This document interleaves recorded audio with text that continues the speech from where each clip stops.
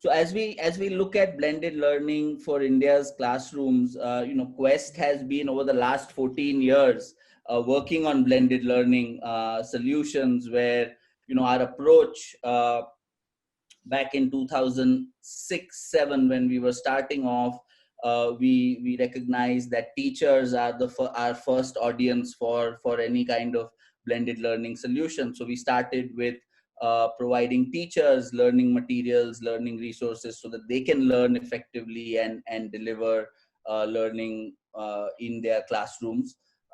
We also recognize that more asynchronous learning material needs to be produced for learners to access content at their own pace and own time. So we sort of built a library of about 300 hours of digital content, all a combination of interactive content as well as video based content around 21st century skills. So that's something that's in the mix. We realize that for India, all of this cannot be online. So we've sort of made a distribution strategy which has been offline, where content can be accessed in computer labs which don't have access to internet. Um, so distribution has been another area of our work. Uh, and finally, we've looked at analytics and data, and how can different stakeholders in the learning ecosystems use data and analytics in a meaningful way. So everyone from the teacher to students looking at their own progress, and different administrators across the district and state being able to monitor progress on quality.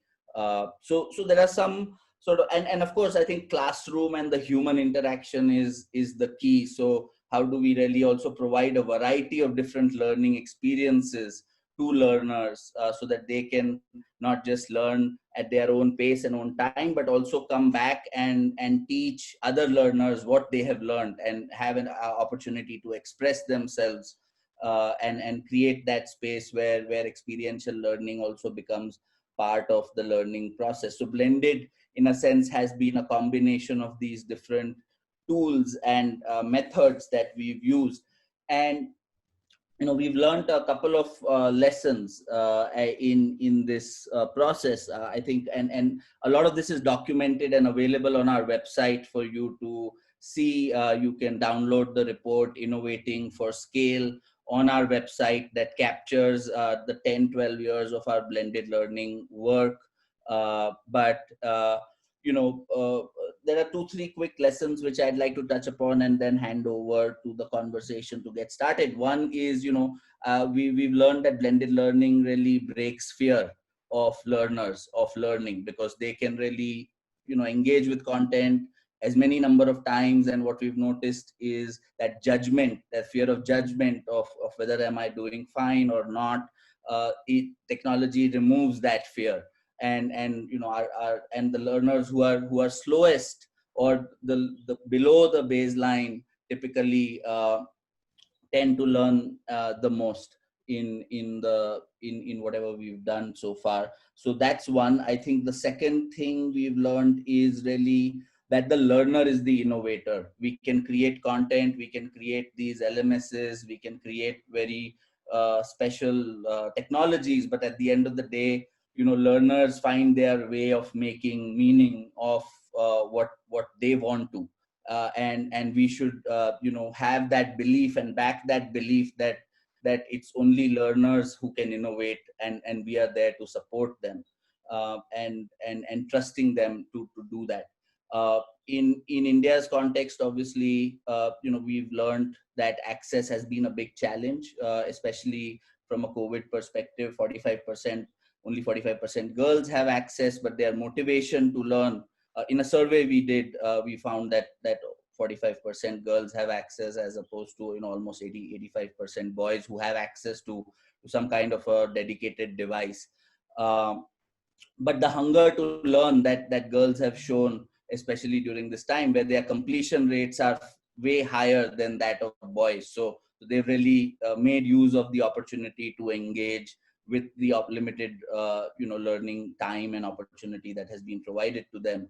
And 50% teachers that we spoke to felt comfortable or somewhat comfortable with technology and using that. So how do teacher mindsets and teacher openness to learn from going from delivering lessons to being a facilitator, and how do they start making this shift? These are some questions we've asked ourselves. And I think finally, when the mobile revolution was coming, or has come in 2012, 13, uh, oftentimes I used to joke and say that it is the ABCD of mobile content is astrology, Bollywood, cricket, and devotional content. And there will be a time when the E will get added at some point, and the E of education and employability is something I feel the COVID has really opened up the possibility of the E to the entire mobile learning conversation more and more, where we see parents and people motivated to enable this access for learning. So it's a big opportunity, and I think it's a great time for us to have this conversation where Shalini, who I think has been working on Quest to Learn for all the last 5 years, and has been instrumental in driving some of the work on the educator development work, and also maybe wants to spend more time designing learning experiences and more time doing that, more than she does, I think, right now. So it's she's going to lead this conversation, and we are really excited to have everyone here on the panel who Shalini will introduce and welcome. So over to you, Shalini. All right. Thank you so much, Akash. I'm going to jump right into what we have to talk about today. And, before we get there, there is going to be a poll that is going to appear on your screen. It has 3 questions. So I'm going to request the administrator to launch the poll now.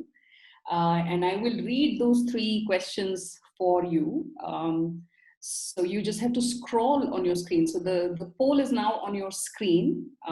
Question 1, blended learning approaches, if effectively implemented, can give students greater autonomy over their education and learning needs, allowing them to build 21st century skills. So you have to respond with a yes, no, not sure. Question number 2, I have access to pragmatic solutions and approaches to adopt blended learning environments in your own context. So you could be in a school ecosystem, you could be in an ITI ecosystem, in any context. So you have access to pragmatic solutions.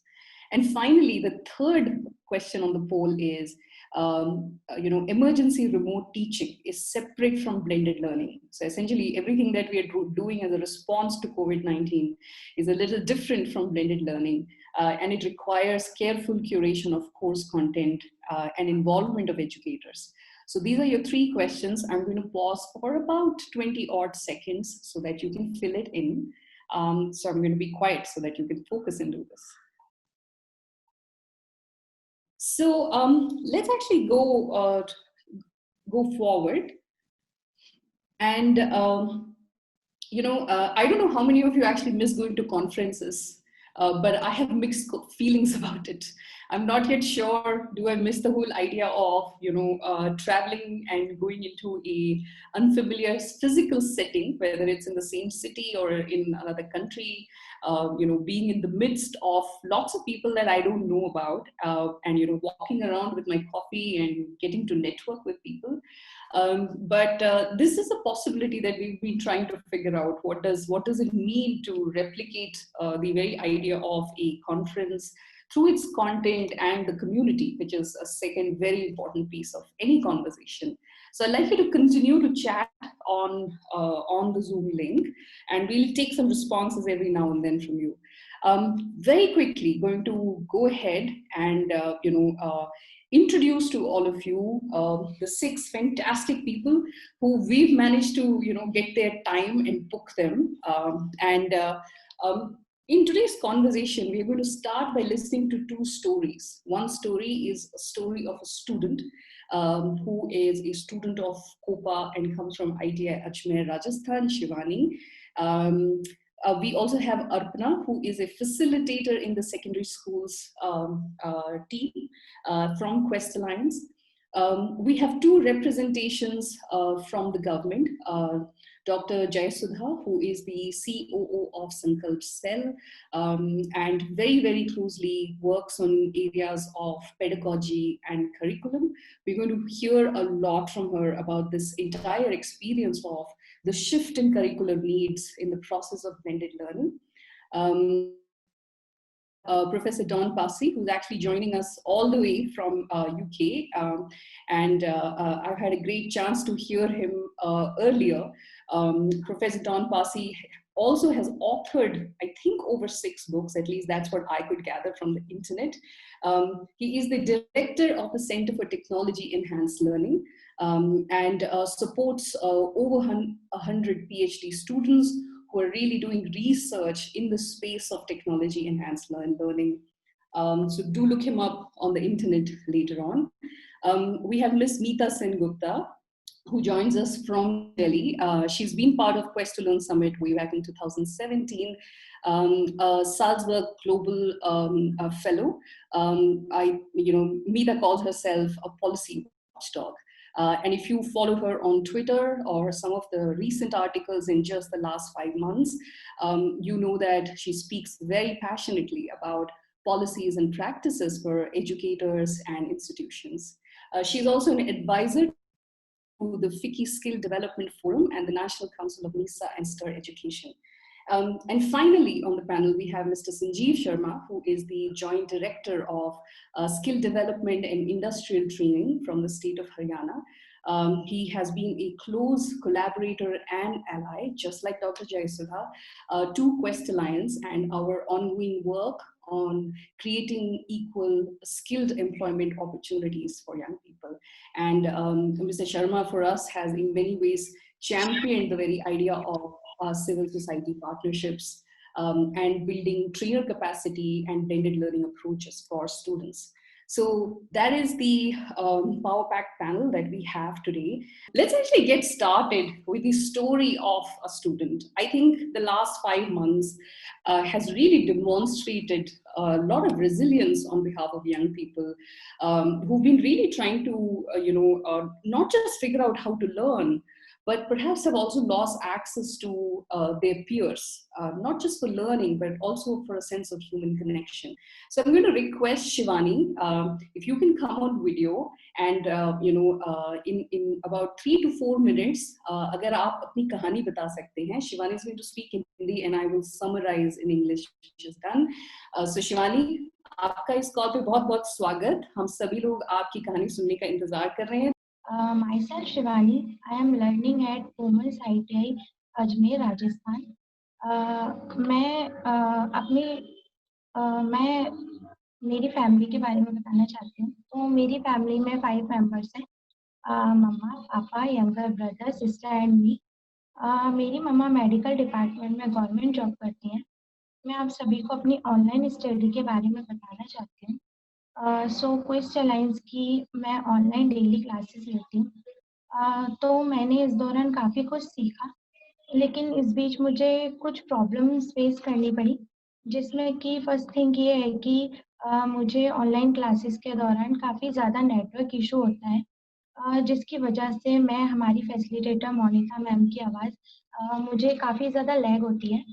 तो मैं network strong करने के लिए terrace पर चली जाती हूँ और टेरेस पर जाने के बाद फिर अपनी ऑनलाइन स्टडी को कंटिन्यू करती हूँ. सो सेकंड थिंग ये है कि मेरी मम्मा जॉब करती हैं, तो मैं घर की सारी जिम्मेदारी ऑलमोस्ट मैं ही मैनेज करती हूँ. तो घर के सारे काम जैसे खाना बनाना और घर की साफ सफाई, ये सब मैं ही देखती हूँ. तो इन सब के साथ-साथ मैं अपनी ऑनलाइन स्टडी को भी कंटिन्यू करती हूँ. तो जब मैं ये सब चीज़ें एक साथ मैनेज करती हूँ, तो मैं अपने आप को एक सेल्फ लर्नर समझती हूँ. क्वेस्ट अलायंस ऑनलाइन स्टडी से मुझे काफ़ी कुछ सीखने को मिला.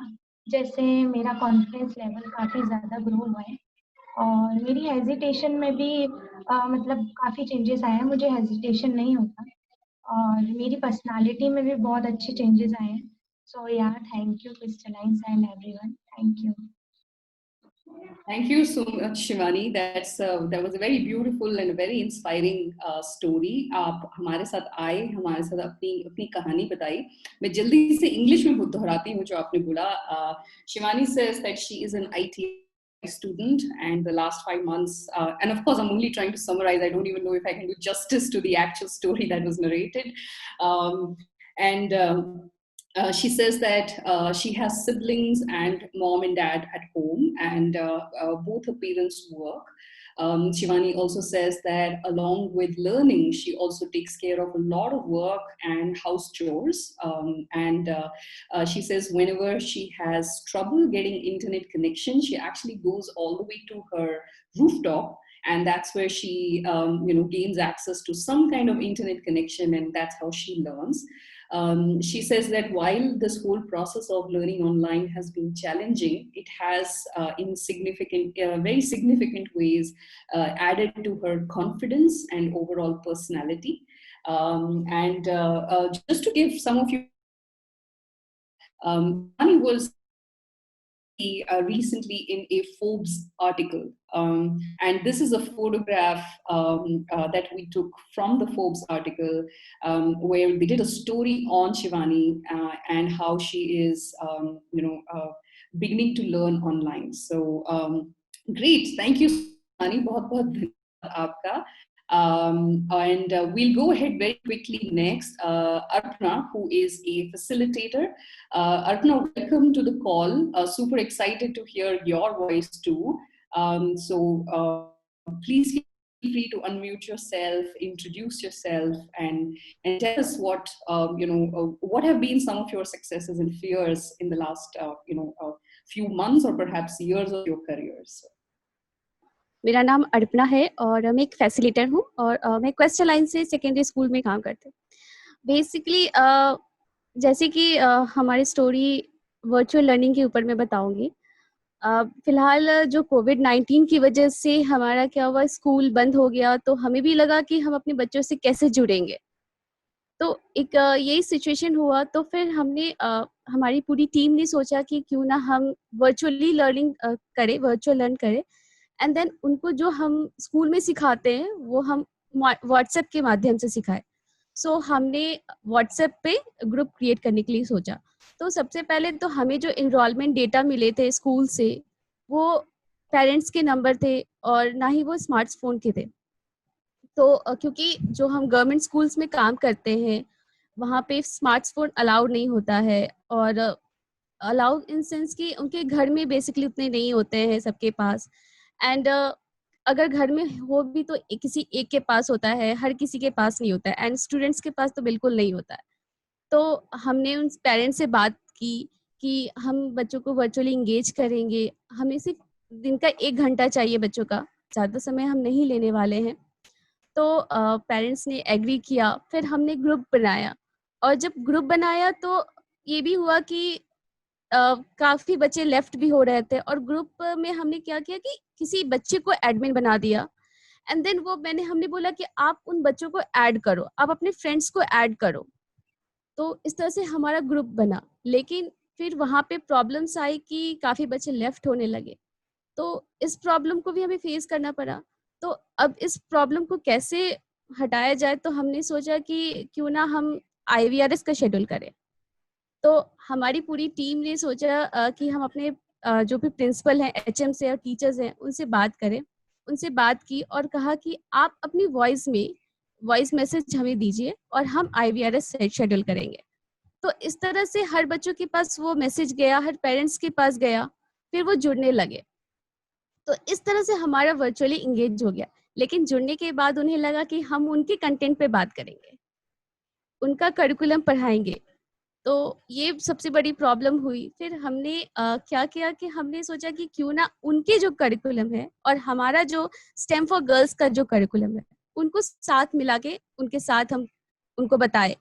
जैसे कि साइंस कहाँ कहाँ यूज होता है. अगर वो किचन में ही अगर लड़कियां काम कर रही हैं तो आप साइंस कहाँ देख पा रहे हैं, आप टेक्नोलॉजी का कितना यूज कर पा रहे हैं, वो सब हमने उनसे बातें की. और साथ ही साथ हमने कहा कि आप स्कूल भी जाते थे पहले, तो उस समय का सिचुएशन क्या था और अभी का क्या सिचुएशन है, और आप टेक्नोलॉजी का यूज करके आप हमसे जुड़े हैं। तो ये सब हमने उनके साथ किया और साथ ही उनको जीवन कौशल के बारे में बताया, सेल्फ लर्नर। उनको कहा कि आप खुद आसपास का वातावरण देखिए, आपको जो लगे आप वो एक एक्टिविटी के थ्रू या एक पेंटिंग के थ्रू या कुछ किसी जो भी आपको लगे वो आप बना के भेजिए हमें। तो हम इस तरह से हम उनके साथ जुड़े रहे। और साथ ही साथ अब वो ऐसा है कि वो लोग अब टेक्नोलॉजी का यूज करके गूगल मीट पे आने लगे हैं।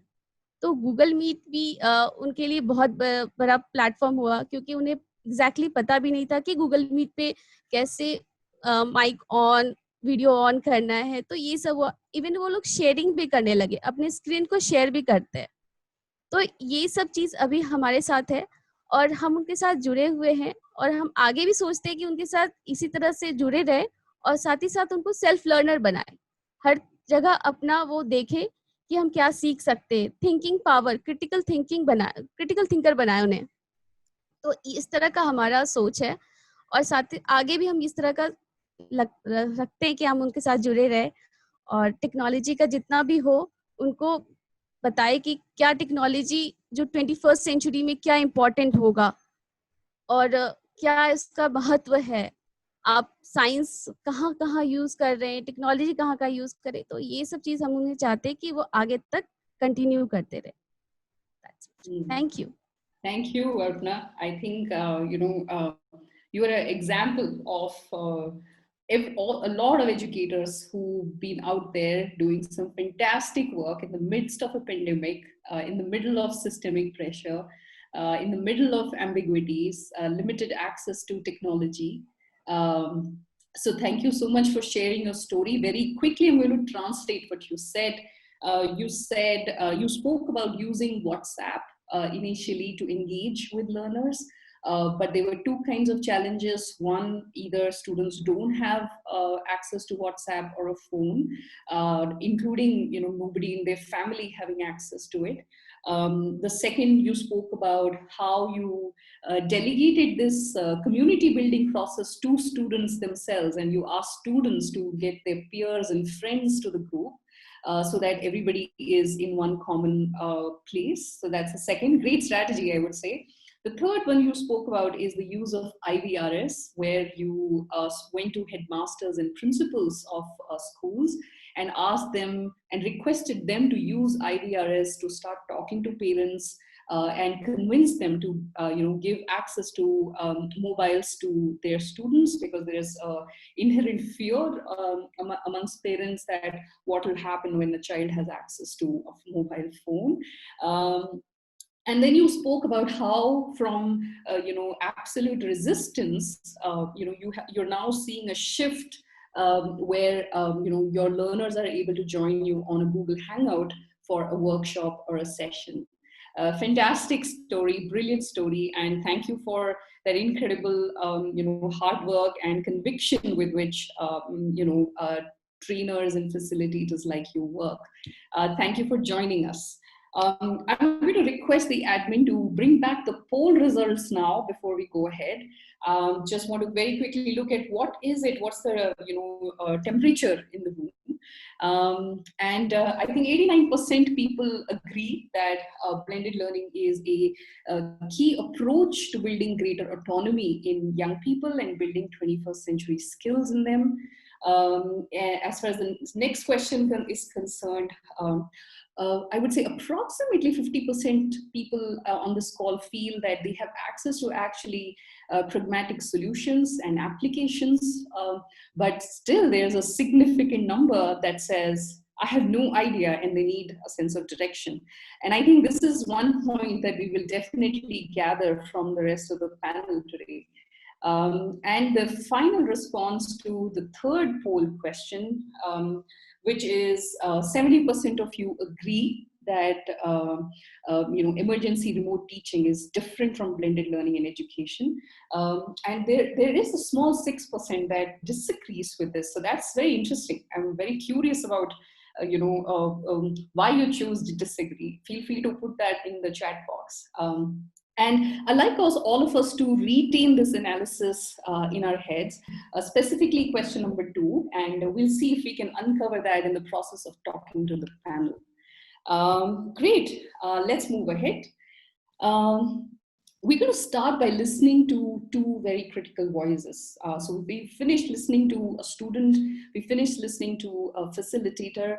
We're now going to listen to the government voice. I think until 5 months back, often in our imagination, some of these collaborations were never possible.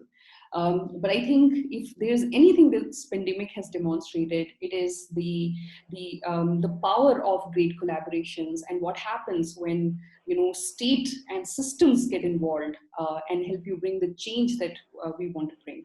So I'm going to talk to Dr. Jayasudha and Mr. Sanjeev Sharma specifically, as they represent the government voice on this panel.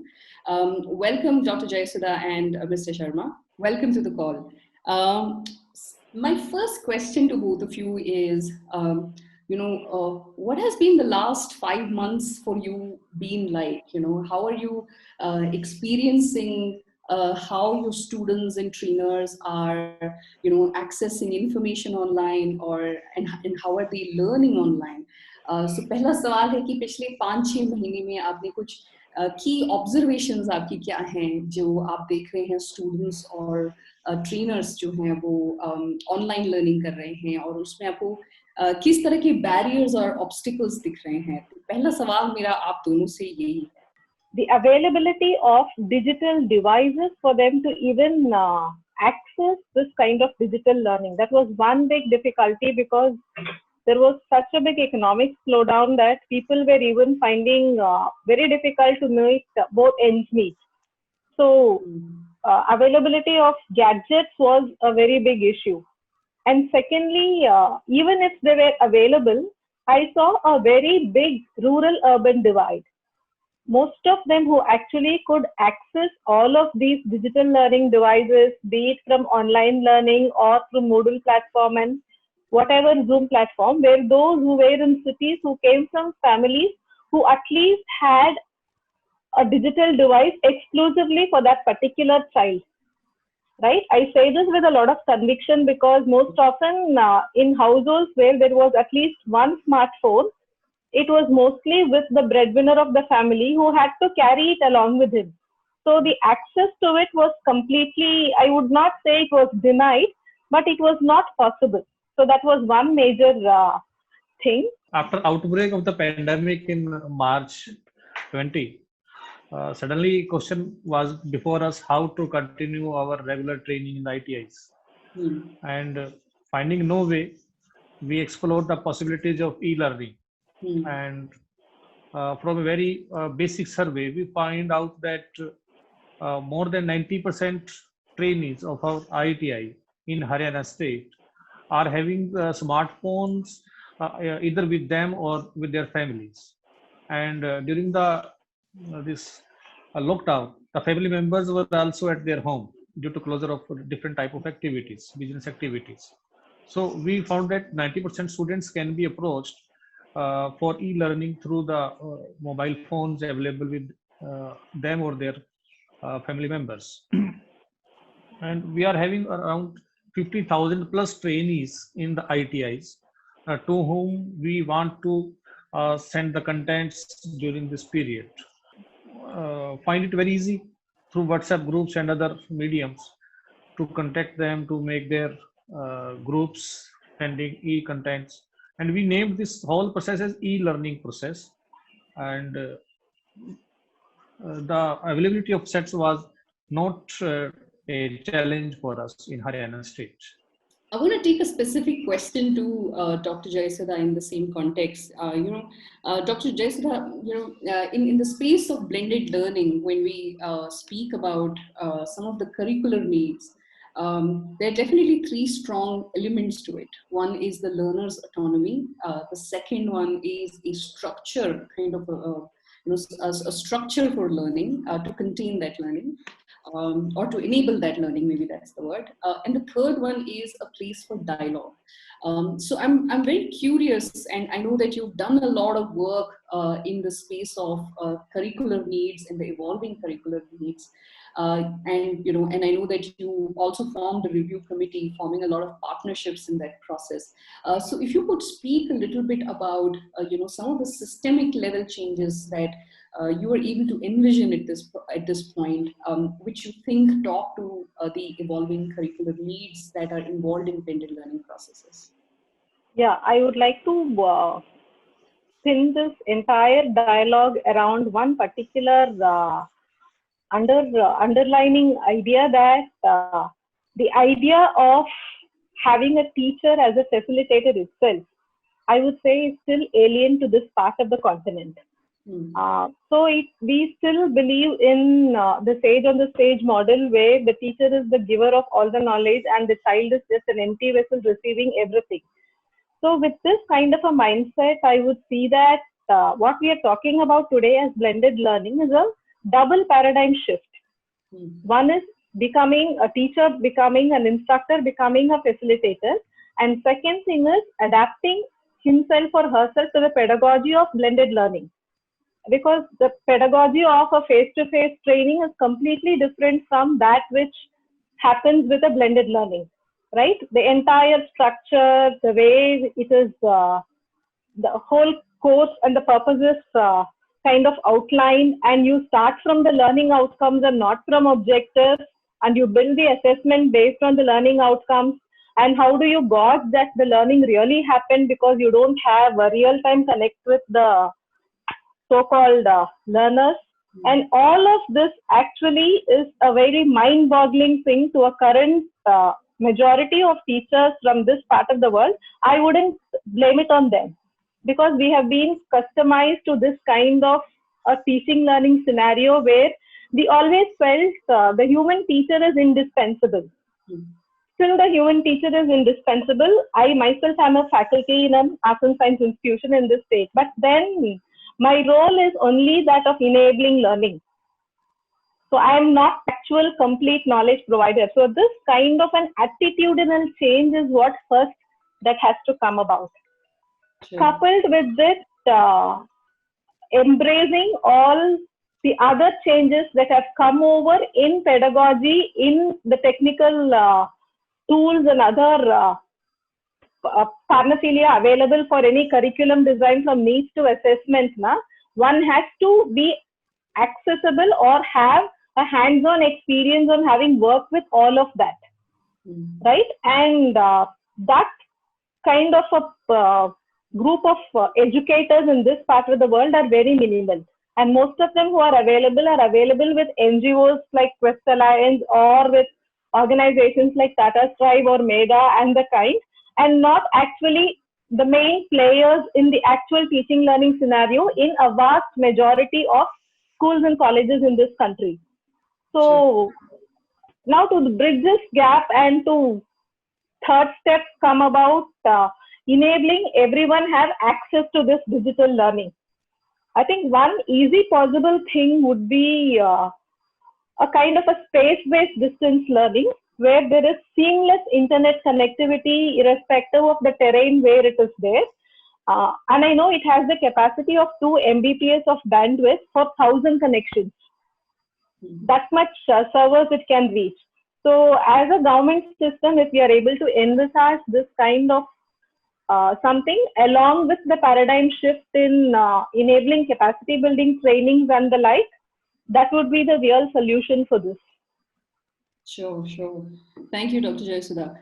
There are some comments and questions coming in, and we'll come back to that in a bit. I want to ask a specific question to Mr. Sharma now. And Mr. Sharma, I think in the whole process of in the enrollment, uptake, and implementation, or the effectiveness of implementation, and finally the impact, there's a huge question of what does the overall governance look like, in spaces of blended learning, and what kind of monitoring and review systems have you been able to put to track this entire value chain? So if you could speak a little bit about that governance system or the monitoring and review system that perhaps you have worked on in the state of Haryana, and any key insights from that. As I told you, we implemented the e-learning process through WhatsApp medium. We all know that WhatsApp is commonly used by all the smartphone users. And we have a very strong chain of administration from directorate to down to our instructors, to principals and the group instructors. And we are having also many officers at directorate. So the first step was to onboard the trainees, for which we asked all the trade instructors to prepare the WhatsApp groups with their trainees. So to around 2000 plus WhatsApp groups were formed in all ITIs in the state of Haryana, in which all trainees and with their class teacher instructor was added. Next step was made at the directorate level, in which one master trainer was chosen for every trade, who was responsible for designing the content for the day and sending it to the instructors, different instructors in different ITIs. Another group was made between master trainers and instructors, and next chain was instructors and the trainers. And in master trainer group, the officers of the directorate, senior officers like me, were also added to keep an eye on day-to-day activities. And this worked very well. Time slots were fixed for sending the contents 3 times in a day, like in morning 10 a.m. at 1 p.m. in the afternoon, and then 3 or 4 p.m. in evening. Sending the contents 3 times was done to engage the trainee for whole the day, and it brings very good results. And we found that more than 80% of our trainees, out of the 90% who are having this smartphone, were brought in the chain, and they responded very well. And we also conducted the examination every week. The questions were sent, they were asked to solve it in 3 days and then respond back. And we declared the result on every Monday or Tuesday, stating that how many candidates from which ITI have participated in the examination. If in any ITI the participation was very low, then the officers to whom the district was allotted, we call them nodal officers, they were asked to contact the ITI instructors why the participation is very low. And ultimately we found that 75% plus trainees appeared in the examination, performed very well, and the motive of engaging them and imparting them e-learning was met very well. Thank you. And after, yes, and side by side, we also made an MOU with the Quest Alliance, and the Quest Alliance app was also implemented in the same way. We asked our master trainers to register the candidates on this Quest app, and then master trainers then asked the instructors, and instructor then asked the trainees. And I'm happy to inform, and you have also noticed that a very good response for the Quest app was noticed in the state of Haryana. Sure. And thank you for all the support that you gave us in this whole process.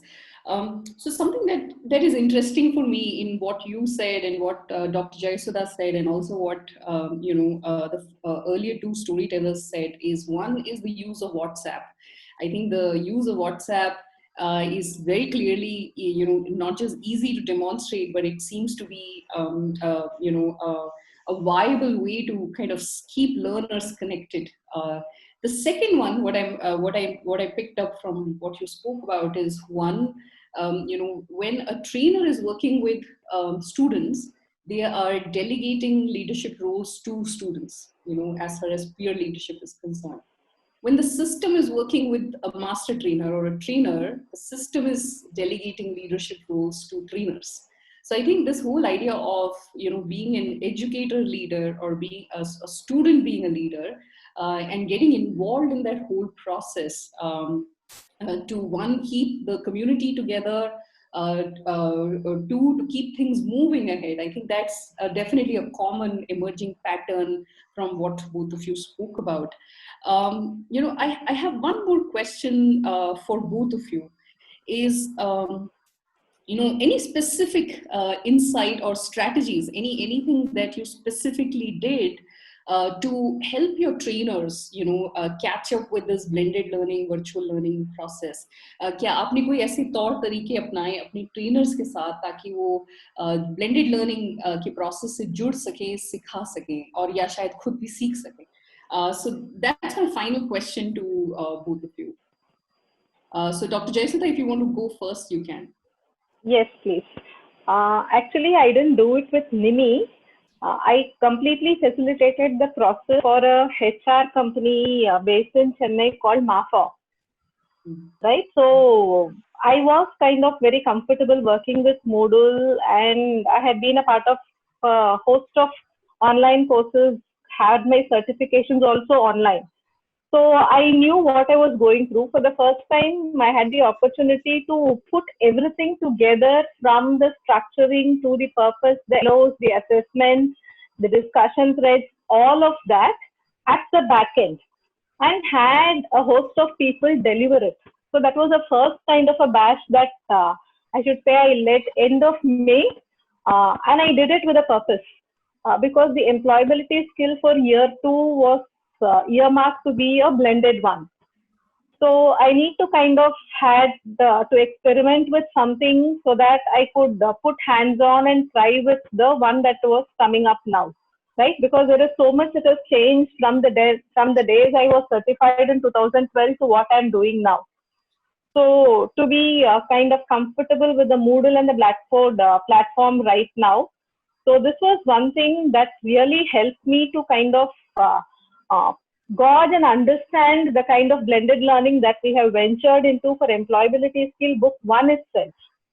Now, so the reason for this is, in Nimi, though we have the Moodle platform, and there were also Zoom sessions conducted during this lockdown where instructors from any part of the country could log in and get the training online. Most of them were just lectures.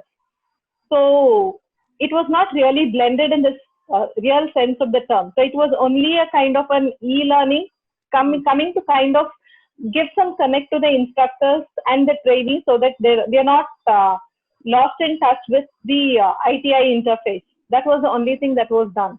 So this experience of enabling that actually helped us a lot, and I could anchor a lot of my old students, my alumni, my co-trainers, because anytime I get a call, I have to be online. So it was literally not possible for me to deliver a course in person.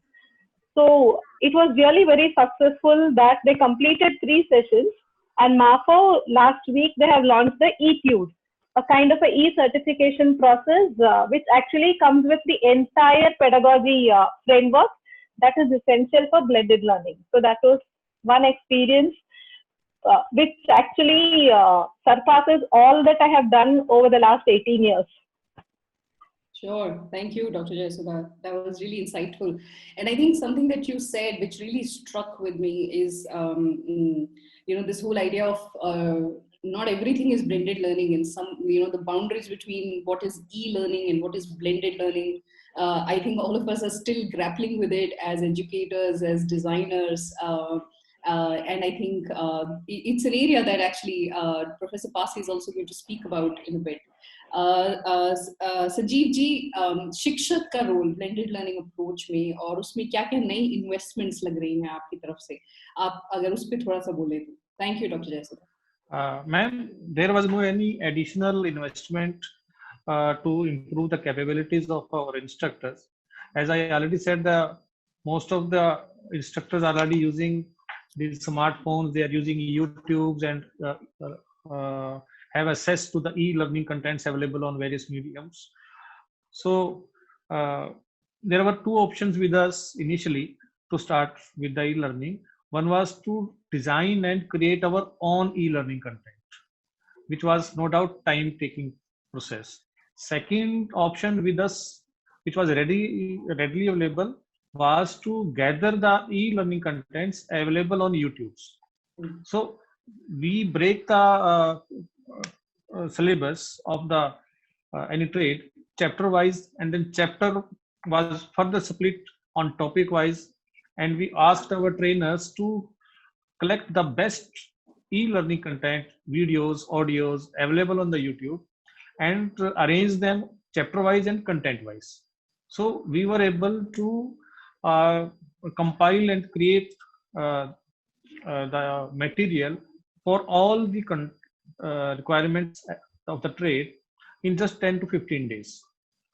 And this YouTube information, which was available in the form of videos and audios, were transferred to the trainees through master trainers and the instructors. And no doubt our instructors are already capable, but they also learned and revised their knowledge through these videos available with them. And we find no challenge was faced by us for this e-learning transformation of information to the trainees.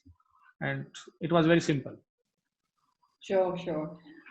Thank you, Sanjeev ji. An important thing that I'm taking away from what you said is go where the learner is already, and build on their existing digital behaviors. So a trainer or a learner is already on WhatsApp, they're using YouTube, they're doing internet search. So how do we build on their existing digital behaviors and leverage that in the learning process, versus bringing new dimensions that could be actually very intimidating in this whole process. So great insights there. Dr. Jesuda and Mr. Sanjeev, thank you so much for speaking to us this evening. There might be some questions towards the end, so we'll definitely come back to both of you as those questions emerge. I'm going to quickly move to Professor Don Pasi, who's been with us for almost the last hour or so. So Professor Pasi, one of the primary reasons why we wanted to bring you into this conversation is something that Dr. Jayasudha spoke about, that a large part of the stakeholders involved in the designing and architecturing of blended learning processes are still grappling with the fundamentals. And very few people have limited access to reliable information on, blended learning, some of the important developmental aspects of it that one needs to consider in the designing processes of this. So I'm going to hand this over to you, so let's start with what exactly is blended learning. Maybe we could start from there, I guess. Okay. So, thank you. Let me first of all say thank you for this invitation, and good afternoon to everyone. So what I'll try to do is to think first of all about what blended learning is. And I think that there are two ways of thinking about this currently. One is to do with this blend of the online with face-to-face. And in a way that was sort of pre-COVID, pre-pandemic, we were thinking about that sort of blending.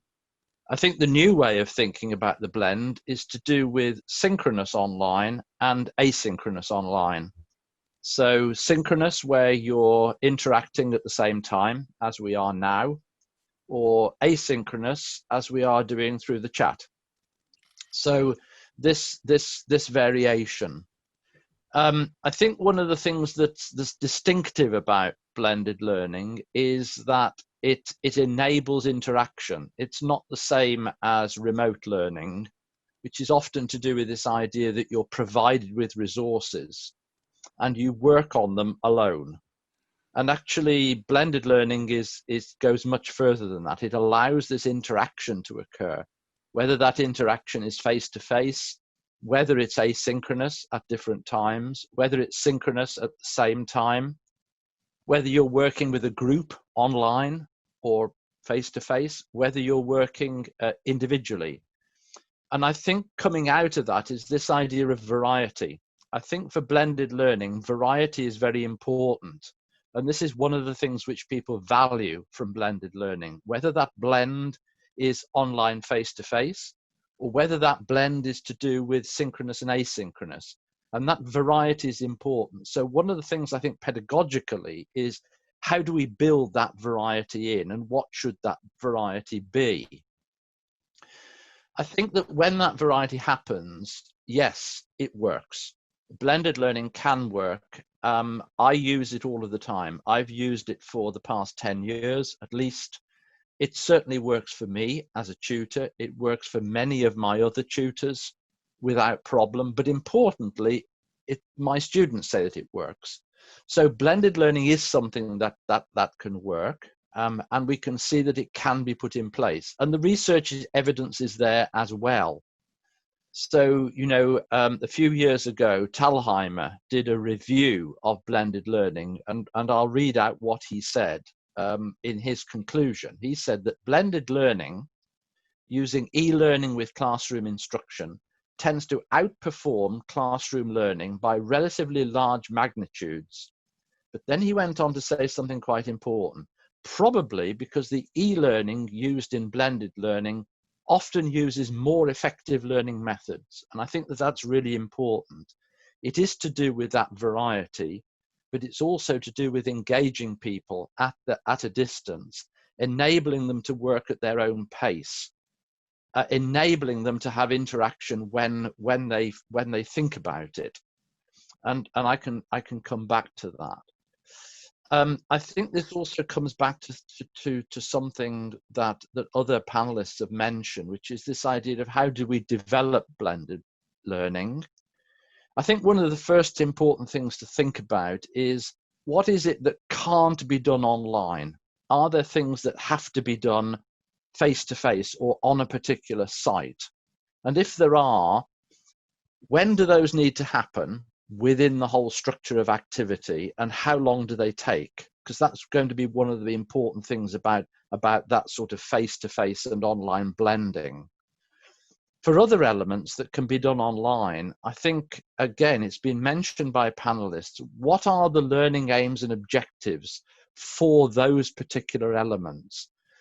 Are they to do with things like problem-based learning, in which case they need to be set up in a particular way? Or are they to do with situated learning? And again, they would be set up in a different way. And then it's a matter of considering what forms the learning activities should take. And that comes down to fundamental pedagogy.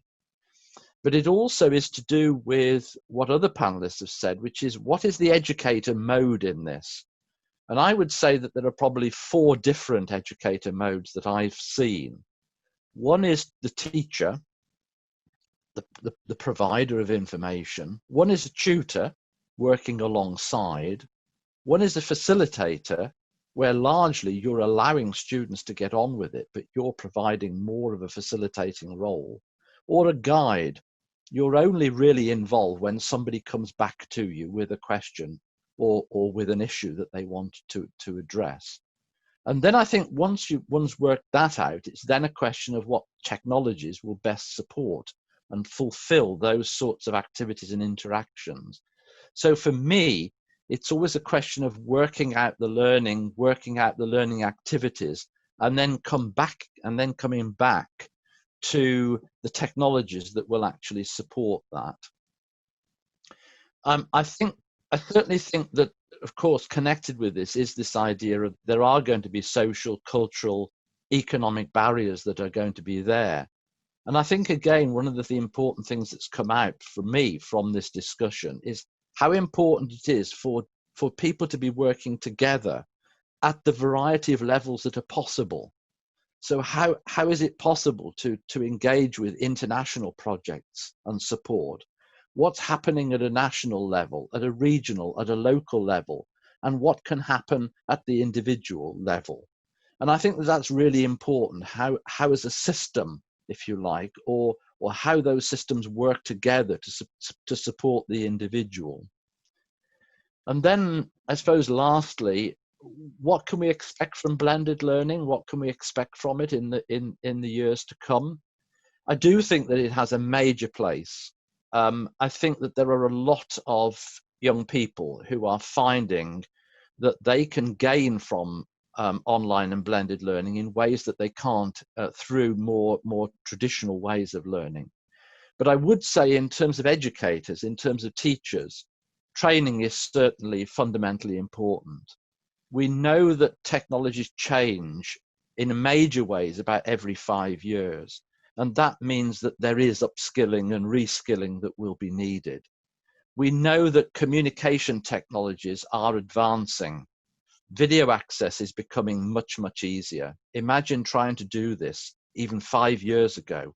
This sort of panel discussion would have been difficult, much more difficult than it is now. We're also seeing that language access is becoming easier. We're seeing more rapid transcription. We're seeing more rapid translation that's being available through the online medium.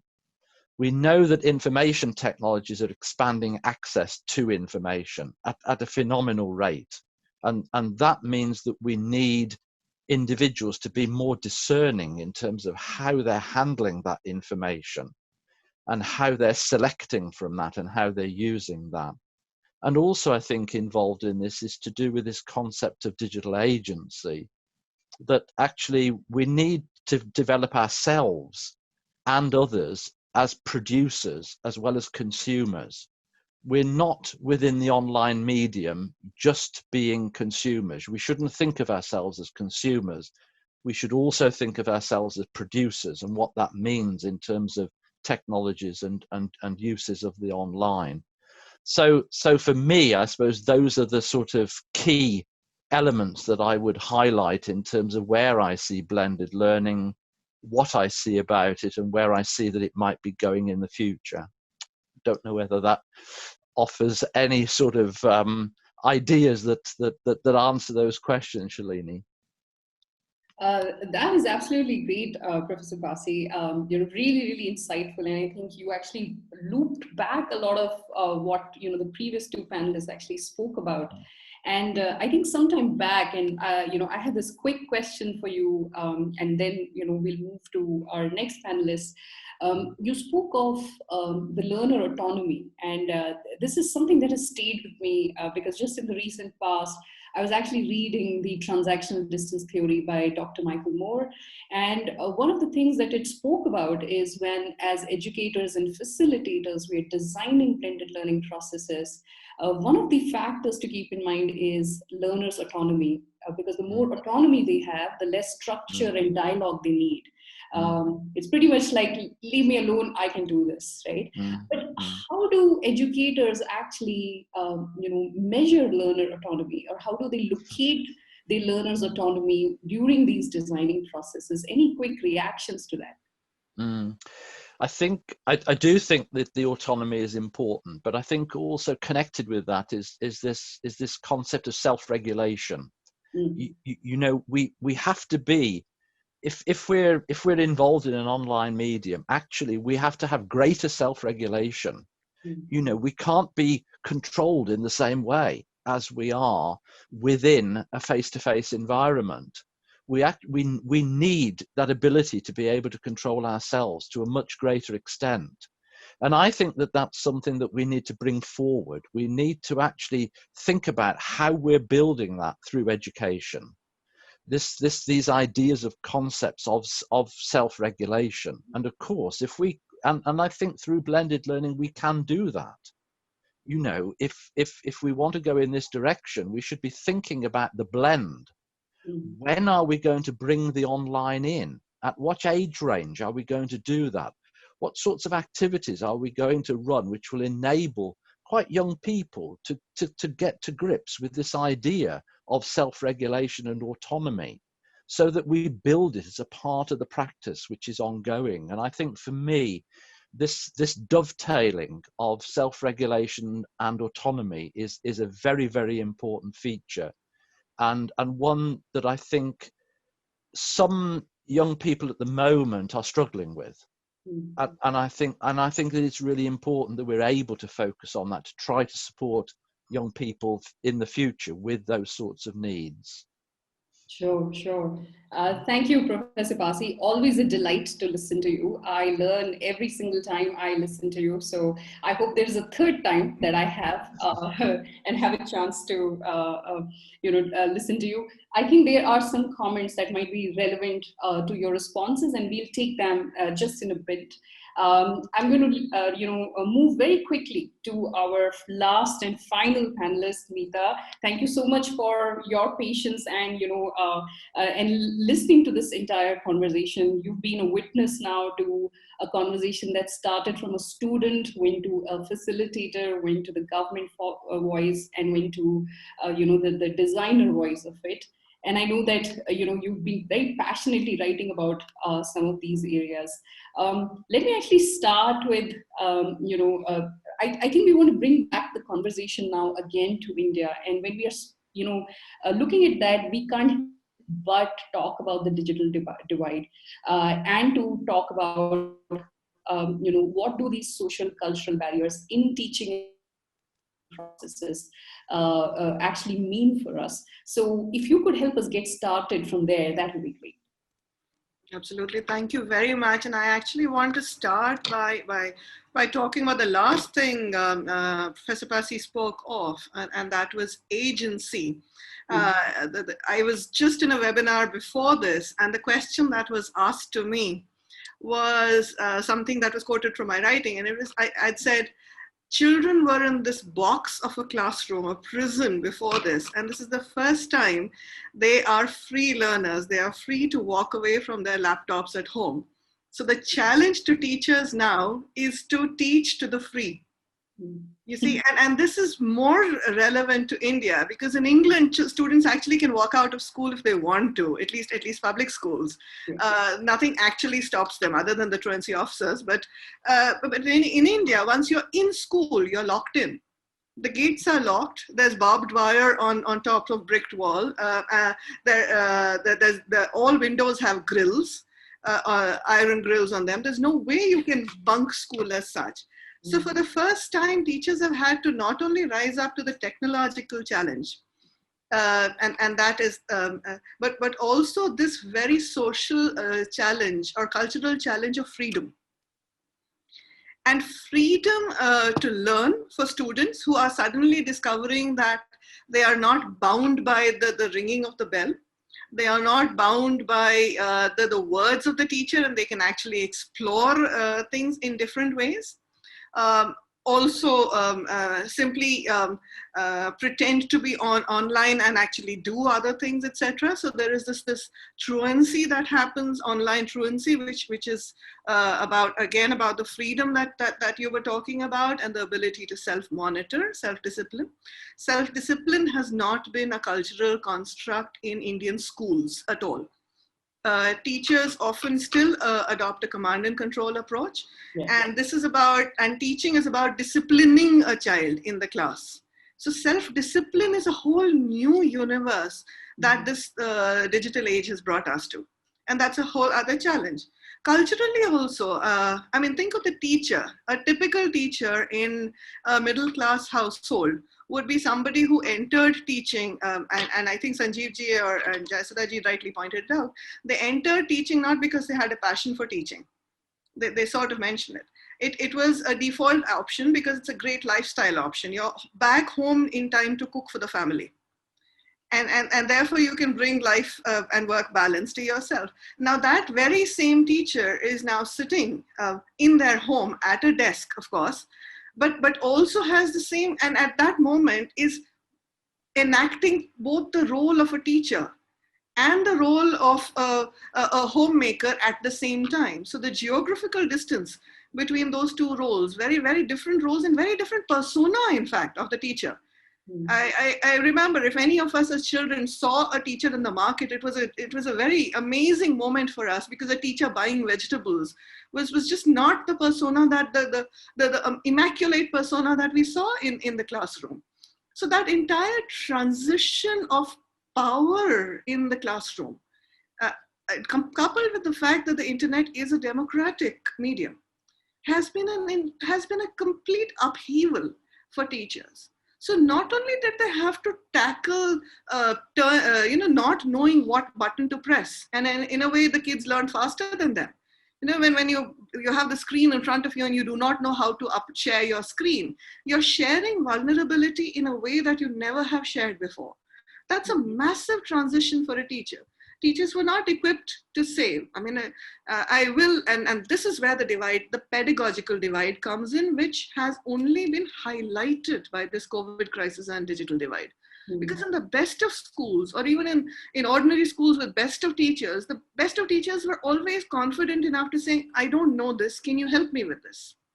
Or child, that switch is not working for me, can you help me with this? But the teachers who have been less than confident, less than trained, and that brings in that entire budget private school sector, that brings in all the teachers who casually attended trainings just to eat that samosa and chai, signed in and signed out and didn't pay attention. That entire gamut of teachers who didn't actually engage with pedagogies were left completely unprepared for this change. So I can sort of say that maybe there were only about 10% of our teachers who could handle the social cultural transition. Now, in terms of students and children, I would actually like to talk about 4 types. I mean, you talked about the digital divide, and that's sort of one line that goes between the haves and the have-nots. But I would also like to say that people like us, who seem to be, and that includes a lot of teachers, who seem to be the haves, because we have access to the internet. We have the money to be able to subscribe to a larger package at this point of time. We have devices. At this point of time, I'm actually working on 3 devices, which is an absolute luxury. But I would not call myself a digital native. I am at best a digital immigrant.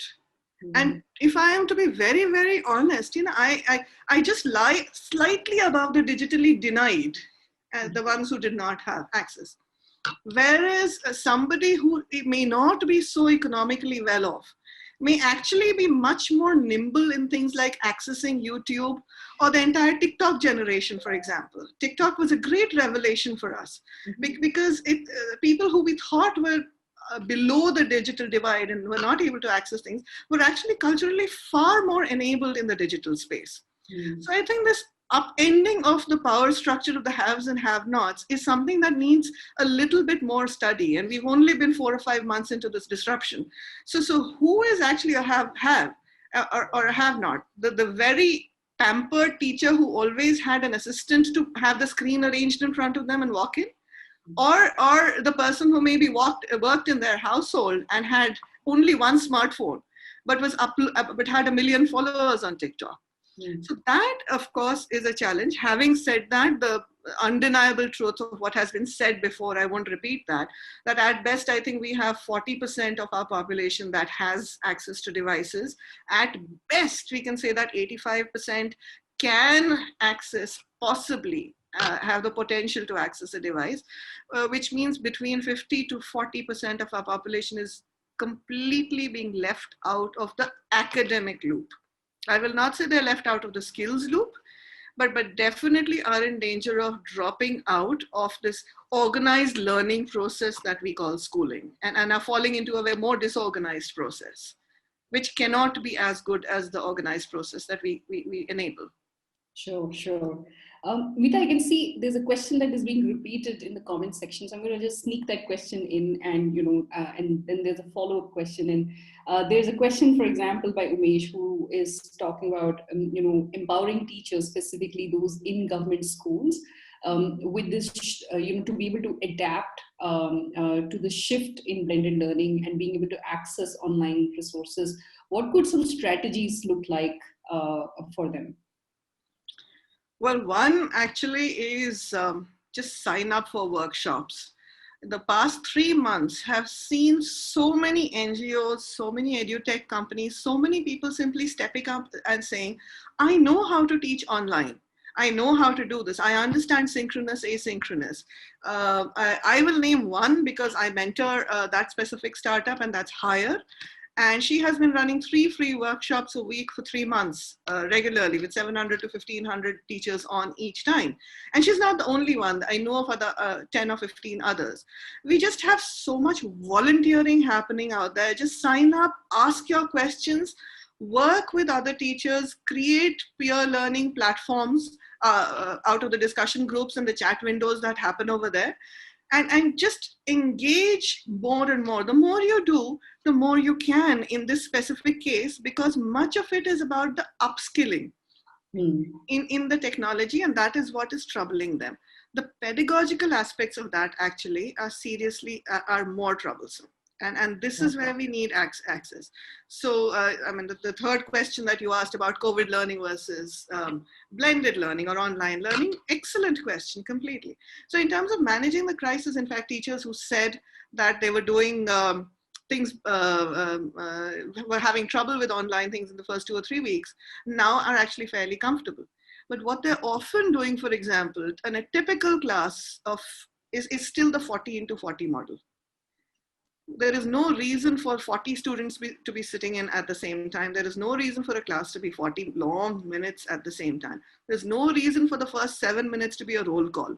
That still happens. There is no reason for students. It still happens. It's terrible. They are asking for students to upload. And I've just been having this Twitter conversation an hour before this webinar with quite a few parents. They're still asking students to upload materials within the same 40 minutes. So the digital pedagogies have to be completely different. I can add 3 or 4 things, but I'll wait and add them later as the questions come up. Sure. So one question that it takes us, Meeta, to something that you said is, one is perhaps the learner is far ahead as far as digital behaviors and digital curiosity is concerned, and a teacher or an educator is still kind of coping with some of that. And I'm taking this from somebody's comment actually, which is, about institutional readiness, because in many ways, what a trainer or an educator role models is largely embedded in the culture and expectation of the system. So the system is still talking about discipline, for example, right? Which automatically leads to a attitude of control. And perhaps some of that doesn't work anymore. So I think the question is, how do we prepare systems and institution to take that leap and therefore empower the 2 other actors in this process, and tagging the parent along? Because in some of our work in Quest Alliance, what we have figured is the parent is now the unofficial educator in many ways, because they are at home, they're observing a session, they're sitting by the student, they also can actually make a comment while the trainer is teaching, specifically if something affects their inherent cultural biases or preferences. So how do we prepare systems and institutions and get them ready for this and take the parent along in that process? So that's the second question. Beautiful, beautiful questions. I may have to ask you to repeat one of them because it's fairly large and complex. But half the challenge is that those of us who place ourselves in positions of educators came from a universe where learning was static, relatively static. And what we do not realize is that learning, and therefore we were trained into systems. So what did we do? We adopted an edutech system, and then you had a training session for it. Whereas nobody has ever trained us in WhatsApp, nobody has ever trained us in YouTube. We actually have fairly, and again, that comes back to learning agency. We have fairly agile learning systems as human beings that are not enabled in workspaces.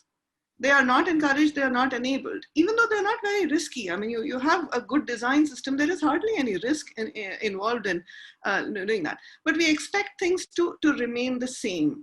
And once you are trained into it, it will be the same. With that expectation, what happens is, again, there is this tremor of fear. Am I doing it right? I have not been trained in it, etc. So that's one thing.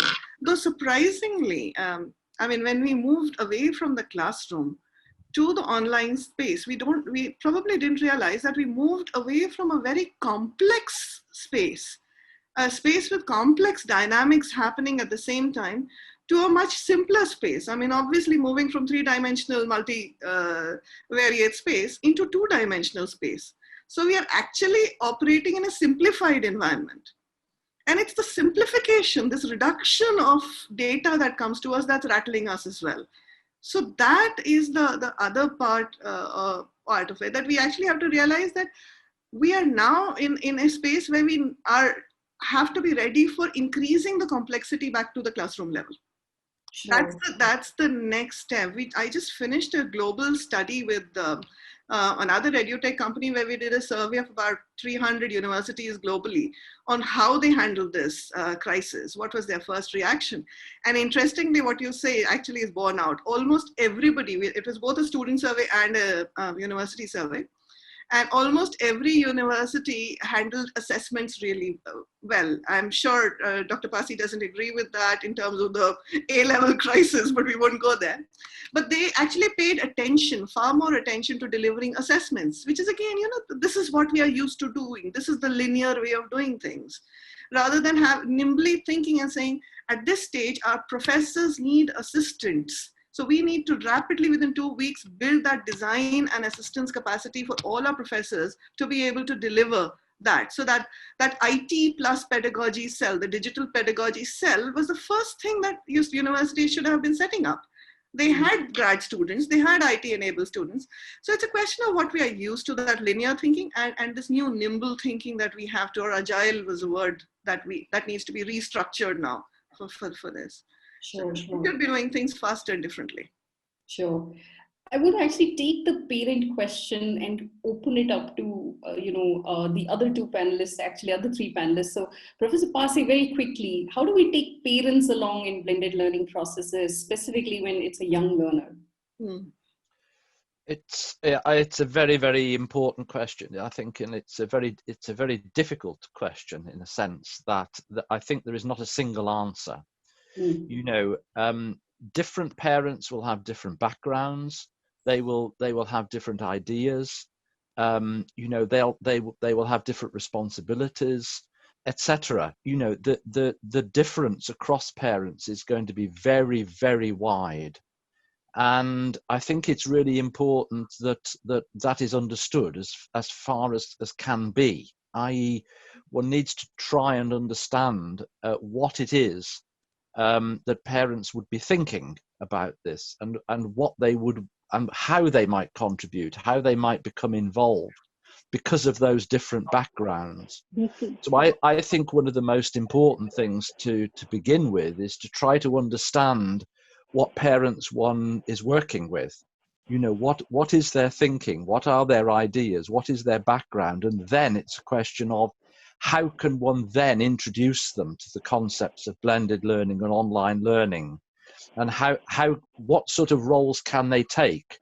And again, I would come back to these four. There's the guide, there's the facilitator, there's the tutor, there's the teacher, and there will be those who would be capable of taking on board a teacher role, particularly in some areas.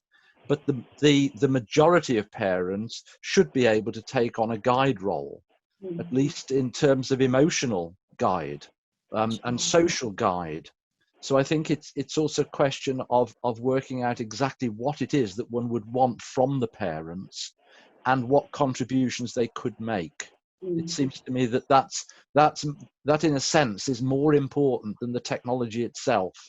The technology is the part that comes with that, but it's a question of what one would want them to contribute and how they can contribute to that, and providing them with some guidance of what they can do. Because I think that a lot of parents are probably a lot more concerned about this than their children or their young people. They're going to be the people who are going to be concerned, and they're probably going to be the people who in a sense will need quite a lot of support and guidance with this. Sure. Thank you, Professor Pasi. Dr. Jayasudha, any quick reaction to engaging parents? Yes, I have two actually real responses from two of my colleagues. Sure. So one who has a son, he says it's very difficult to kind of have the child sit in front of the screen for the duration of the session itself. And he is somewhere around the first or the second standard. This was from a male colleague. And a female colleague, she says, earlier we only had to follow them up with your homework and things like that. Now it is an additional burden for us because being a working parent, I'll have to sit along with him in his online classes also, and then follow up for completing that. I think this complete COVID outbreak has thrown everything out of gear, that it's a kind of an unprepared scenario now, and it's actually not really right on our part to judge and pass any comments and review on it, because we are trying to grapple with the best that we can. And my final closing comment is using this image, which some of you have seen. It was all around the internet, and it's by the Center for Story-Based Strategy. It's been everywhere. And they invited the fourth idea, other than equality, equity, liberation, and they invited the fourth idea. And the fourth idea was pretty much this, similar of the first three. There has been no idea where the folks who are standing around are at the center of the game. They are the players. They are on the field, and I think that is true for the fact that young people are still at the peripheries of all our dialogues and thought processes and solutions in the social, economic, and political arena. They're still spectators and observers. And what would really, what would it mean to really be learner-centric would be to put them at the center of the game as active participants who can actually influence this process and not just observe it. So on that note, there was still a lot of questions. I'm still grappling with a lot of questions. It's a great panel. I could have this conversation for another 1 hour, but we're going to stop here. Thank you so much, Professor Pasi, Meeta, Dr. Jayasudha, Arpana, Mrs. Sanjeev Sharma, and Shivani for joining this call and joining the second webinar series of Quest to Learn Summit. This was also live telecasted on Facebook, so if you want to hear it again at any point, feel free to do that. If you are writing on your social media handles, please do remember to use #Quest2Learn. Thank you so much for joining us today. We'll be back with another webinar series in the Quest to Learn 2020 initiative. Thank you so much to all the panelists once again. Thank you. Thank you. Yeah, thank you. Thank you. Thank you very much. Thank you. Thank you. Thank you, Dr. Thank you, ma'am, very much. Thank you. Thank you.